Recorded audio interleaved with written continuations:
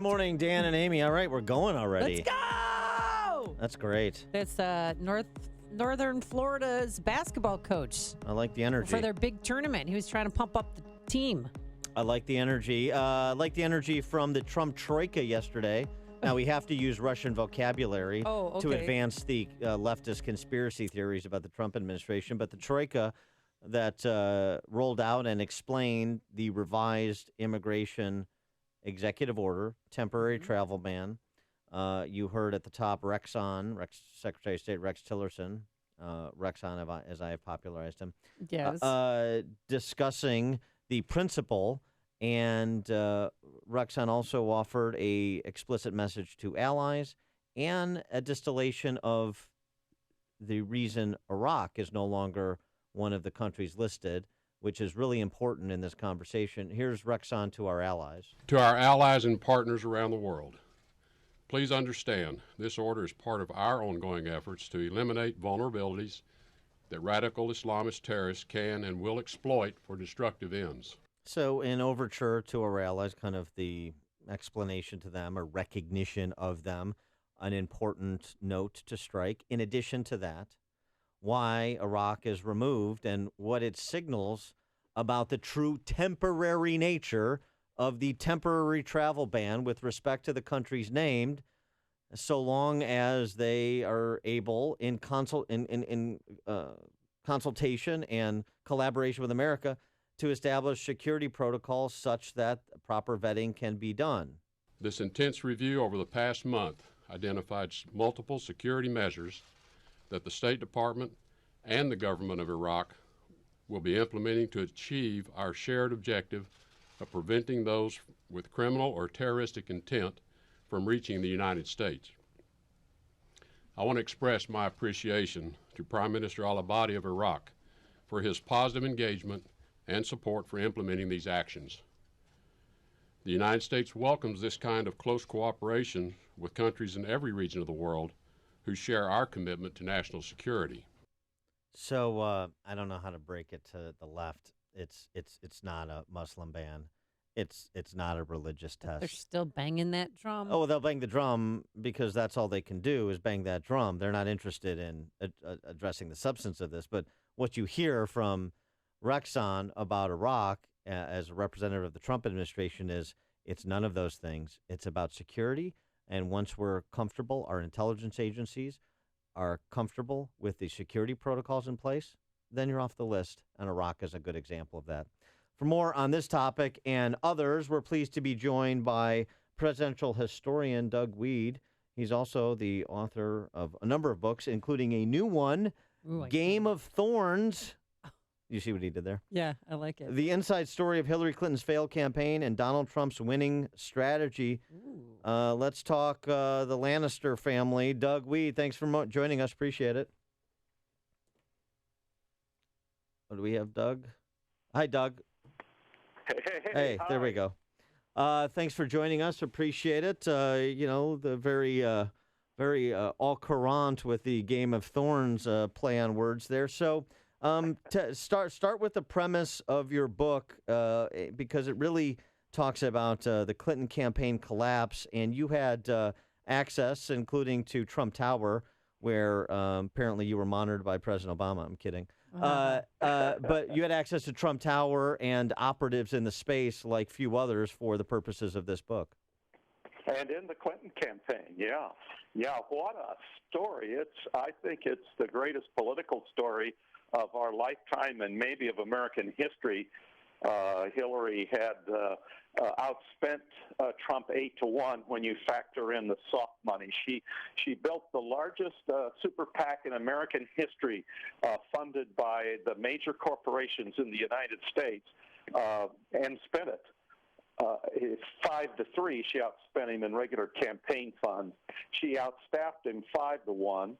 She had 249 newspaper endorsements. He had 19. She had a ground game of 960,000 volunteers. It was the largest ground game ever organized in history. It exceeded Barack Obama's ground game of 4 years before, which had held the record. She had academia. She had Hollywood. She had all of Wall Street. She had the banks. You talk about Russia. The Russians gave millions of dollars to the Clinton Foundation. She, in turn, helped them with uranium. She had China. China began funneling millions of dollars into the Clinton campaign in the 1990s. It sparked a controversy and a scandal called Chinagate.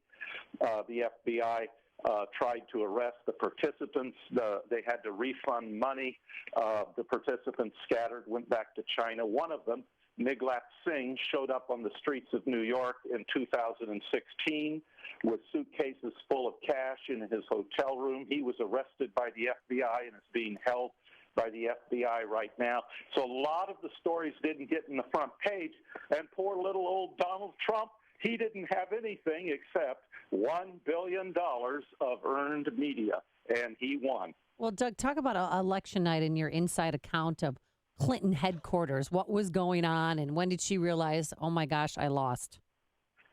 Yeah, I had three people on the ground there at the Peninsula Hotel. And the first one to tell me the story, I thought, ooh, I'm not going there. This is an invasion of privacy, and maybe this isn't true. And I have very strict attorneys at Hachette, my publisher.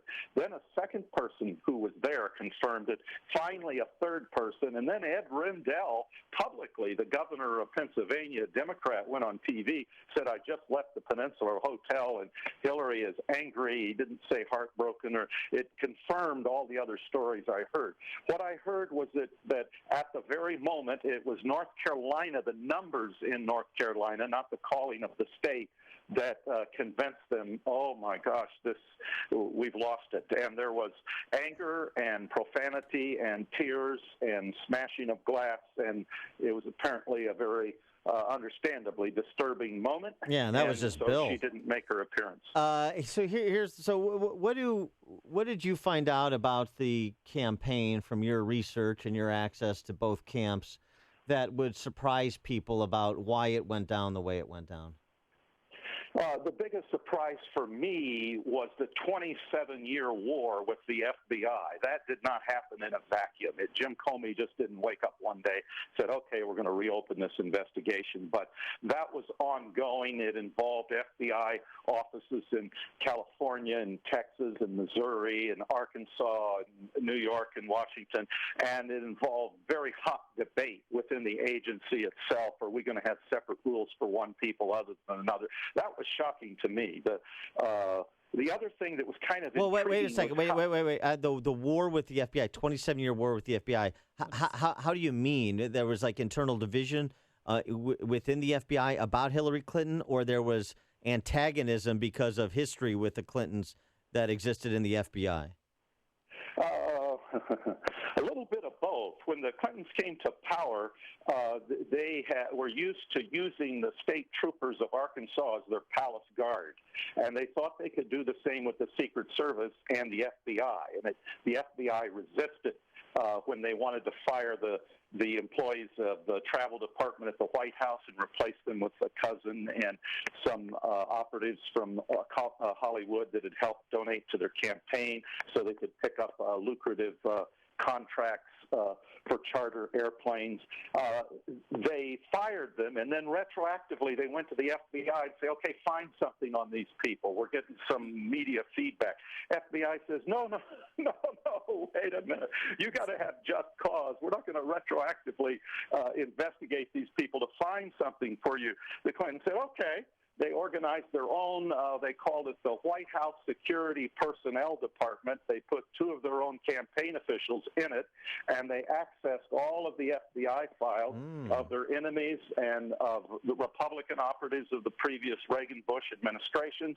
And all these files that J. Edgar Hoover used to sit on, they could now peruse bit by bit to see the sex life and the private issues that these political enemies had. Hillary appointed her best friend as director of the IRS. These people started getting audited by the IRS. It was quite a mess. And the point I'm making to you, this went on for 27 years, and the list of contentious issues and scandals with the FBI just is stunning. It goes on and on. It's the FALN terrorists that were set free as a gift, according to the New York Times, to Hillary's run for the Senate in New York. It's Mark Rich, who was on the top 10 most wanted list of the FBI and was pardoned when his wife gave money to the Clinton presidential library. It's a stunning story. Now, real quickly, you mentioned the Bushes, and you said that in your book that there's collusion between some of the Bush family and their new pals, the Clintons. Can you explain?